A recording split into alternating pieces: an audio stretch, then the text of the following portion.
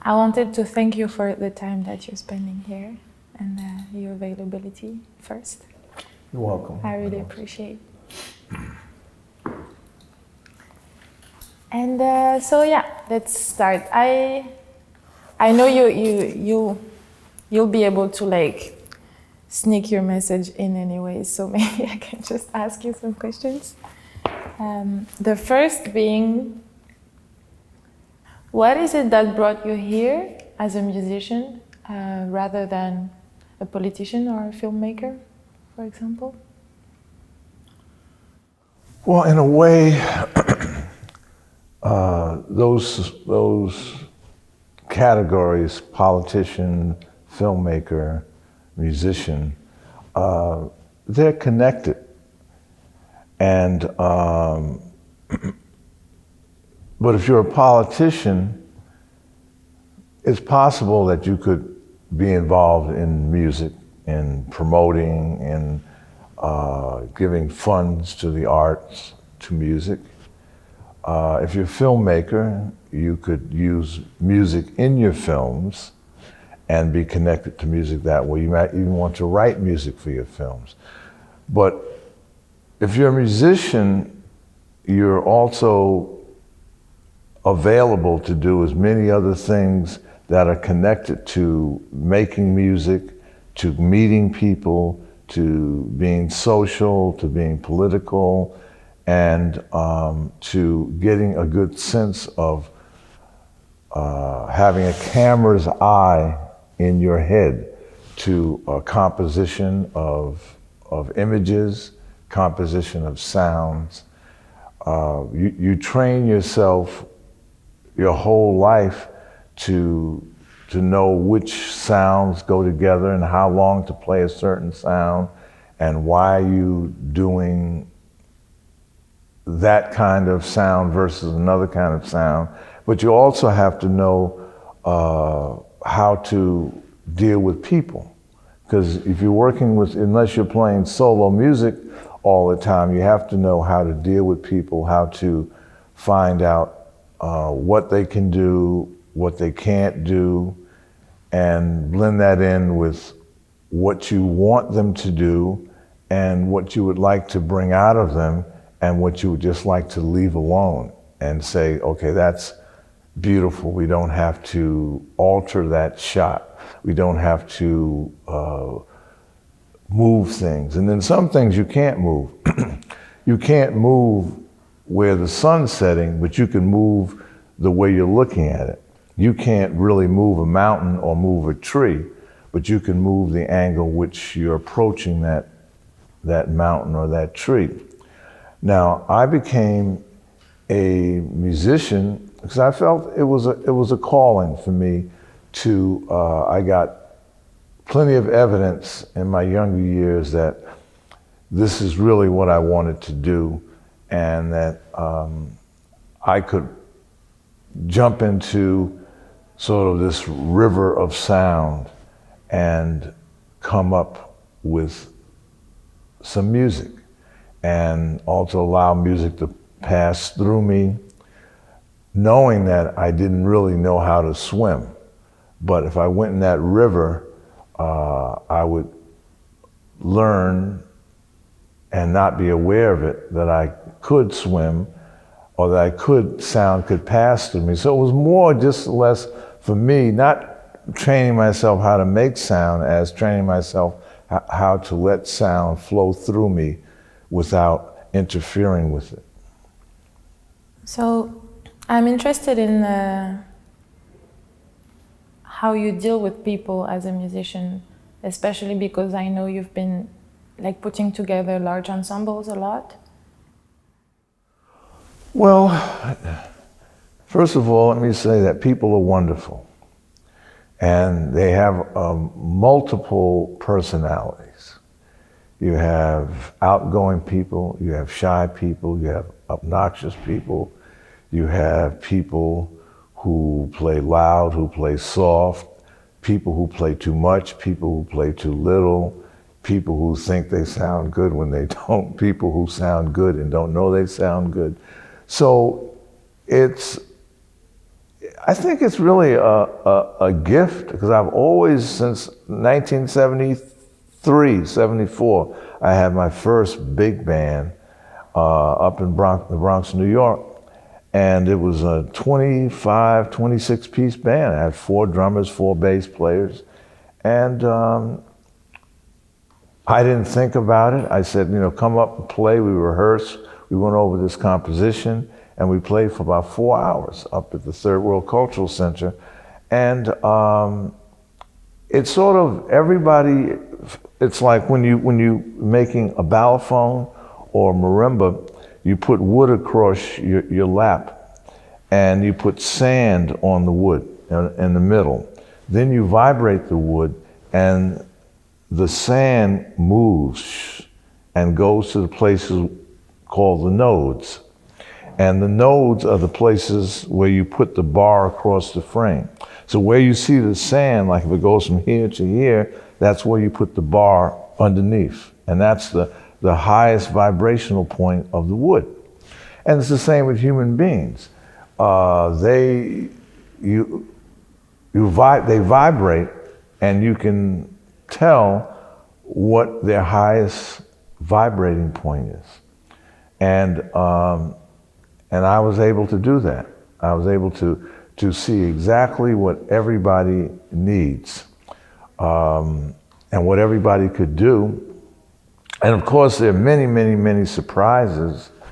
The first musician I ever played with, one of the first musicians I played with was Daniel Carter. I met him in 1972, and we played, and we immediately had a rapport.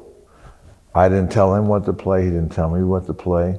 We liked each other, we talked about music, we talked about saving the world, and it's 2015 now. Many years have passed, and we're still doing the same thing. We're still talking about the same things, and we're still playing together.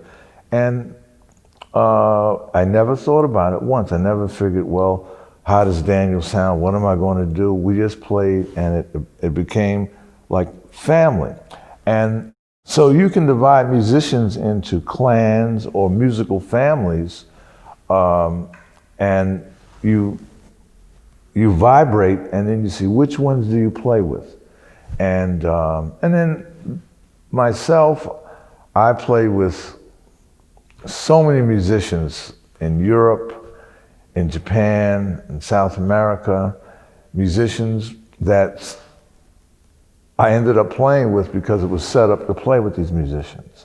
And then so I also learned how to immediately respond to the present moment of, say, going to Europe and playing with Han Bennett and Peter Brotzman and Conrad Bauer and Enrico Rava and Tomas Stanko, and players I hadn't played with before, and it worked. It worked on the same level as it worked with Daniel Carter. So then I realized that we must be coming from even a bigger family, even a universal family, that we're all tapping in or holding hands in some kind of way and having our feet in this baptismal water. And that's our connection. Even though we come from different countries and we speak different languages, and even when we get off the bandstand, he goes his way, she goes her way, and he goes his way. Different personalities. Some people drink, some people don't drink. Some people, right after the gig, they want to talk all night. Some people want to go right to the room and meditate. Some people want to just cool out. Some people want to disco dance. Which we've done. We've closed discos in Japan with certain musicians, and that's fun, to do. But when you get on the bandstand, it's like coming to the temple. And there's certain protocol when you enter the temple that everyone, no matter where they come from, has to adhere to. And that is you set your instrument up, and then You start with silence, because before you play, there's always silence, except a few instances where I play with musicians who've done the sound check and would just keep playing from the sound check and through the gig. But even then, there has to be a point where there was silence and then there was sound. First, so first there was the word, first there was silence, and then there was sound. And so we all respect that, and we all enter into that. It's just kind of how deep do you want to go or really touch the inner part of you that glows light, okay? And then therefore you can be, and when you can touch that part that glows light, then you become enlightened. And some of us are born that way. Some of us, like when we come out the womb, you can see it. Wow, this guy's enlightened. I know a few people like that who, chosen ones, who are just like that. They don't have to learn anything. They don't have to study anything. They just, everything they say is and play is right. David S. Ware was like that. He just had a gift for music, and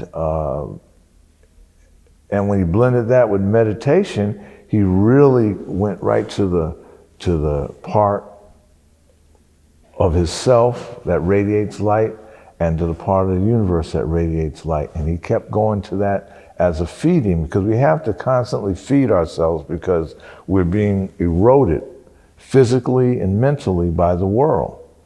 So we have to replace what's being eroded with spiritual strength and kindness and human compassion. That's what rebuilds our energies that we lose from just being out in the world, from breathing air, from being knocked around. So it's very, very, very, so I say this was a gift. It wasn't anything, I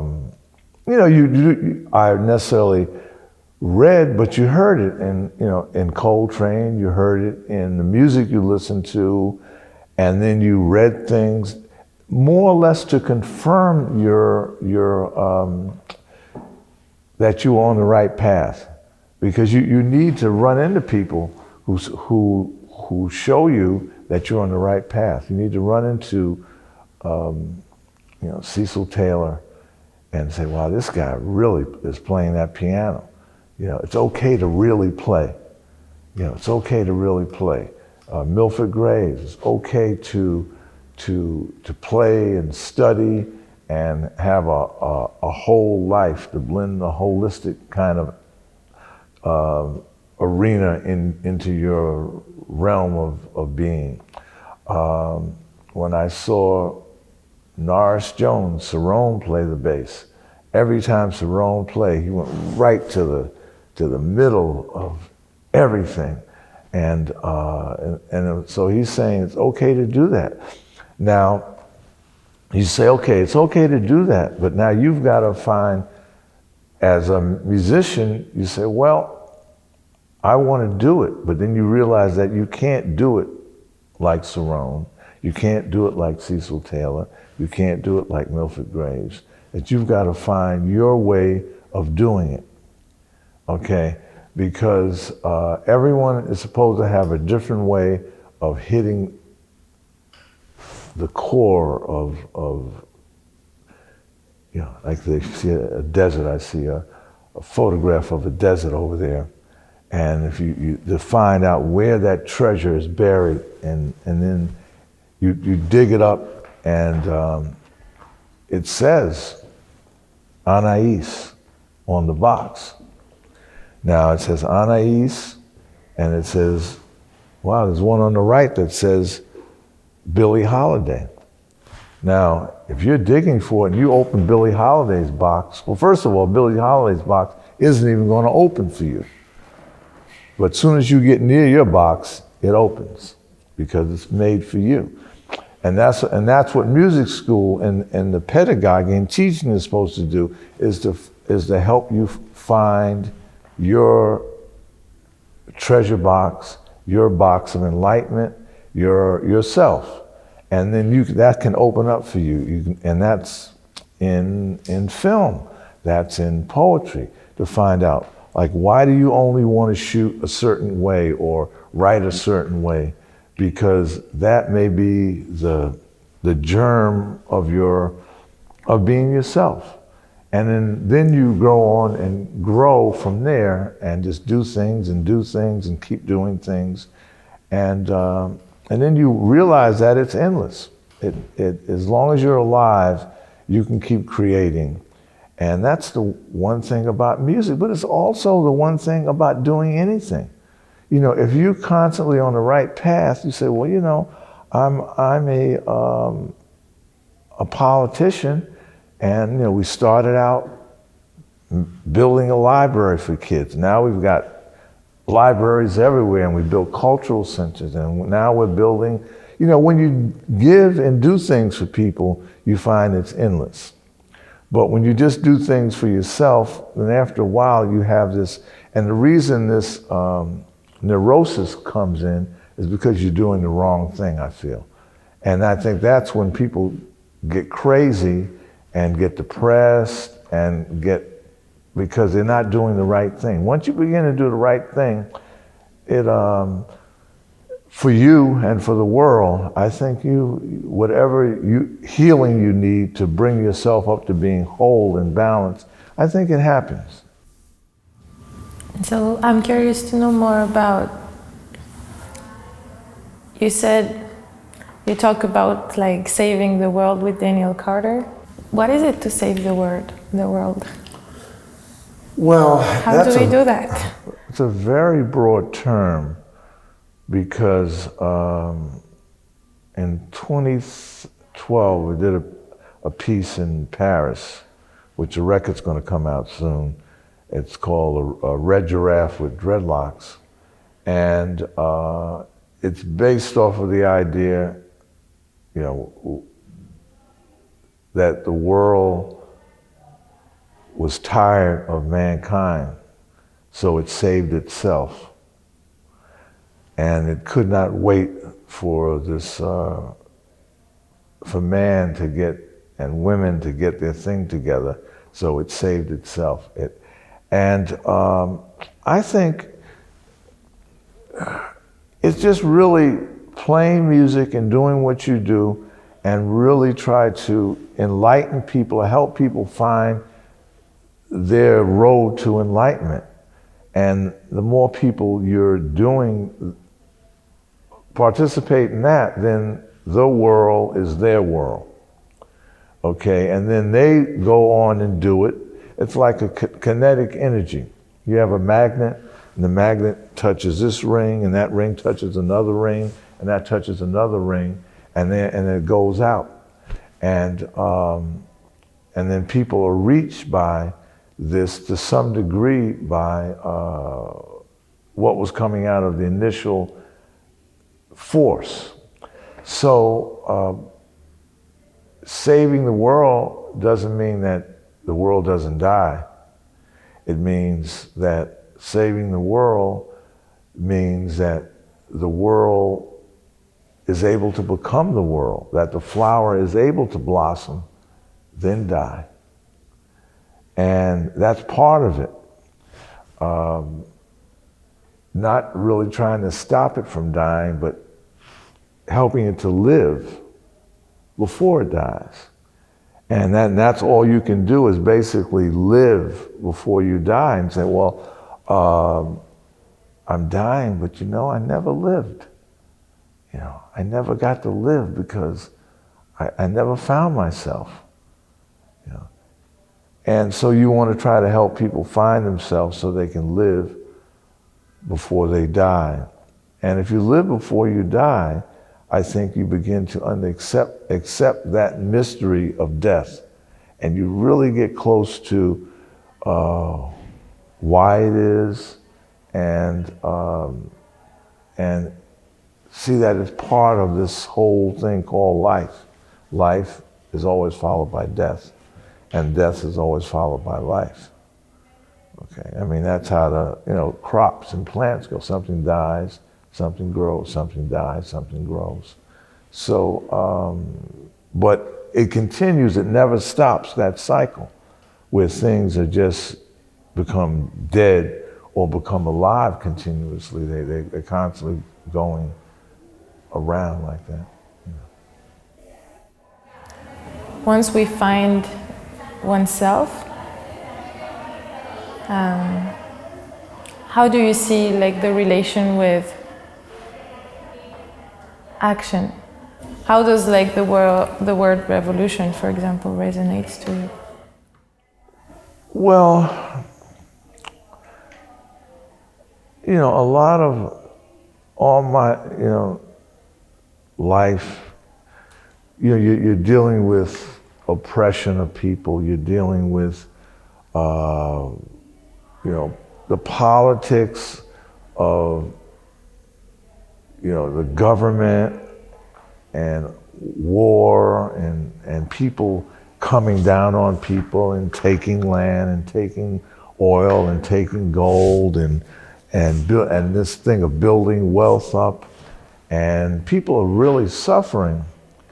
And then there's the phrase that comes up, the sky is always beautiful, which I discovered about 10 years ago, is with an image of someone who was in Vietnam or any war, and he's on a battlefield, and they're taking a rest from the shooting, and he looks up, and the sky is so beautiful. And then there's this thing, the sky is so beautiful, and they're like shooting at each other. And no one's noticing that the sky is beautiful. And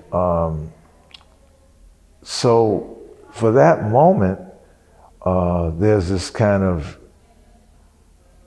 change that happens. Awareness that shouldn't be doing this. I shouldn't be doing this because of all the things in life, when you take a life, you can't bring it back.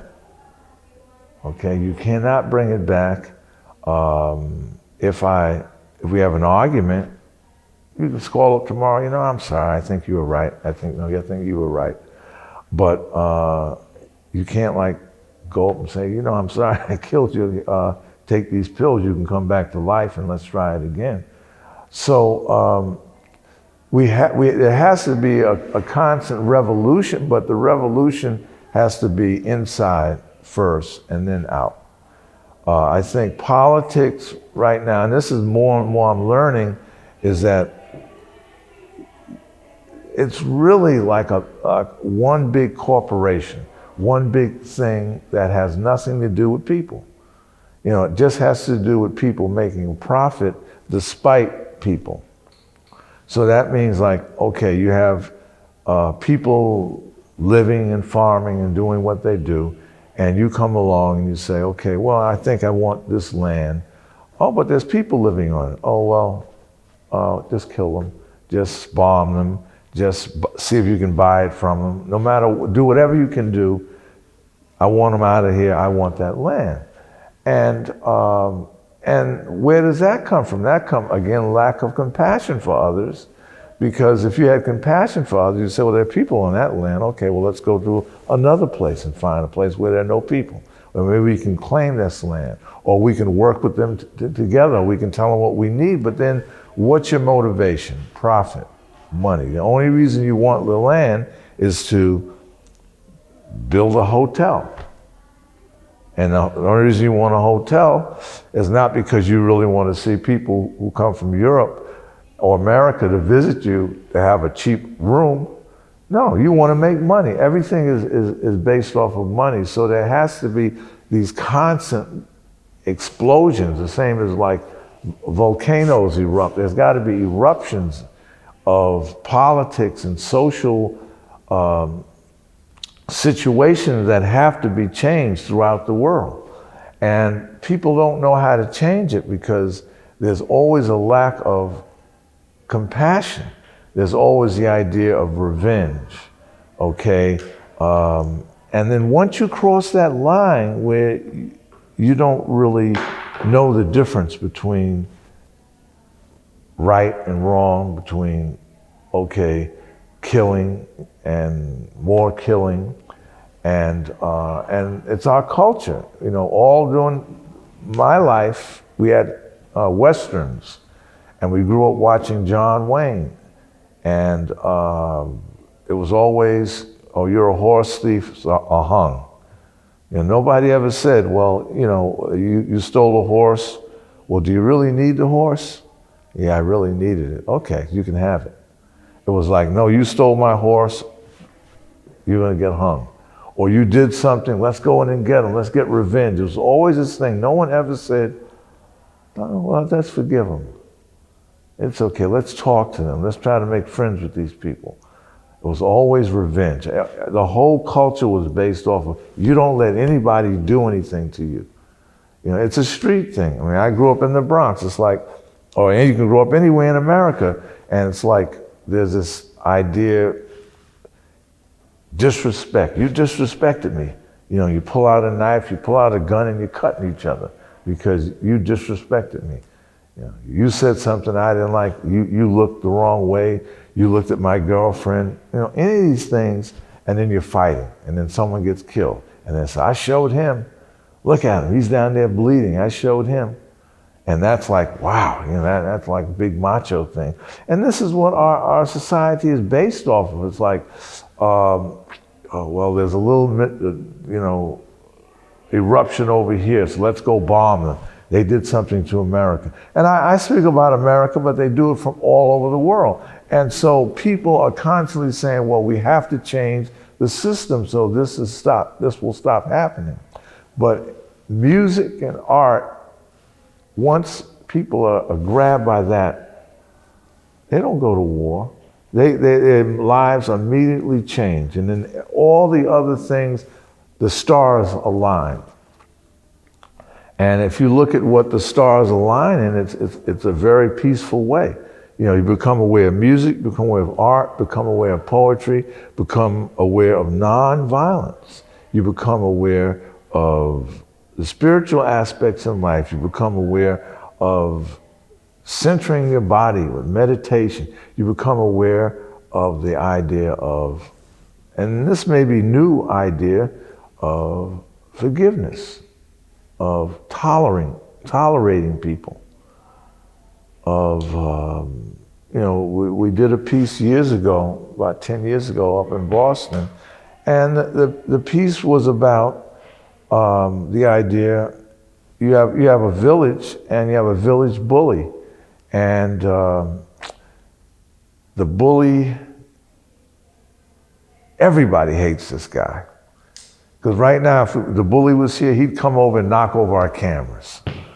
He'd come over and just mess with people. So everybody hated him. And then he died, or he got shot.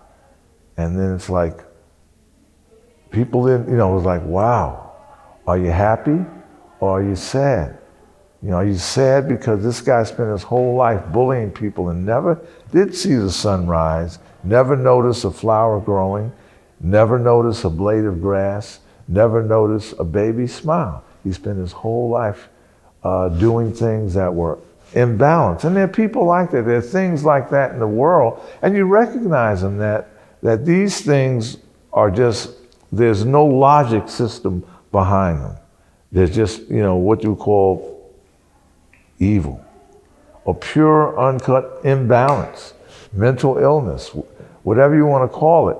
And once you realize that these things that are not the person, but there's something that the person has to deal with, then you can even go into the higher realms of forgiveness and figure out how to deal with people like that. And there are not many people like that, because most people don't get it that bad, but some people are you know, Chaka Zulu, the the South African Zulu chief. I mean, supposedly he was born and his mother was breastfeeding him and he bit his mother's nipple. And his mom said, well, you know, even when he was little, he bit my nipple. You know, it's like and then when he was 7, he killed a lion. When he was 13, he had killed all of these people. And this guy was like a great warrior. And like, wow, did he come out of the wrong wormhole? And there are people like that, but we don't even deal with that stuff. What we're dealing with now is what we want to do in music and dance and poetry, and that's enough to deal with in life. You know, that's enough to deal with in life. But it's constantly about evolution, revolution, about change, about growing. But it's all based off certain principles that just sort of gel in the makeup of the landscape of life, and they all have to do with peace. They have to do with love. They have to do with understanding each other. They have to do with forgiving each other. If you take those 4 things and said, okay, peace, love, understanding, forgiving each other, and you say, okay, now what would the world be like? All right, first of all, there would be no war. There would be no Hitler. There would be no Holocaust. There would be no slavery, because people wouldn't just do these things. So what's wrong with the world? You know, that people have done these things in the past, and they've affected the whole future of the world to come, because it's really been a devastation on people. They've got to overcome. They've got to overcome it their whole lives, and it takes generations when it's not really put forth a method how to overcome these things. That's why the music that we play is such an underdog, because it's based off of, you know, these principles of peace, love, harmony, melody, of coexistence of opposites, which you call counterpoint, but for me, it's really just a form of harmony, of letting, not even allowing, because we shouldn't even be in a position of, I have to allow you to exist. We exist together. So I shouldn't have any power to where I have to allow you to exist. You already have that right. You know, if you want to play the blues, you have that right to play the blues. You know, and he has the right to play what he wants to play. So we've got to kind of even tighten the ring of our circle of people and deal with what we deal with, because we're fading, because we're trying to sometimes fit into society that that doesn't really know how to deal with art, because it's all about commercialism. It's all about dealing with these other forms of